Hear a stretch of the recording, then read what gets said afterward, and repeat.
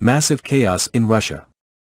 Russian people shot dead 12 Russian soldiers and burned army barracks to protest the war update. Russia and Ukraine war. Putin broke his silence after a school shooter killed 12 people in a terrorist attack against the war yesterday in Russia. Russian President Vladimir Putin has announced the deployment of 300,000 people to fight in Ukraine. Mr. Putin called for only men to join the fight, even though they were not soldiers and had no training. Enlisted men will receive basic training over 2 weeks to know how to use a firearm. A Russian man is put on Vladimir Putin's deploy the army list and he has to go to the battlefield. To avoid military service, he and hundreds of thousands of other Russians joined a protest against the war and demanded that Putin stop. He fired repeatedly at Russian soldiers and Russian officials on duty to suppress the protest, killing 12 people, including Russian soldiers and leaders.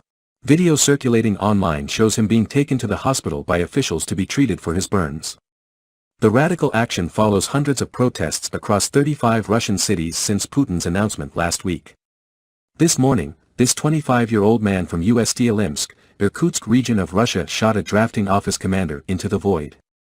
One commander and 11 Russian policemen were killed. He shouted that nobody is allowed to go to war.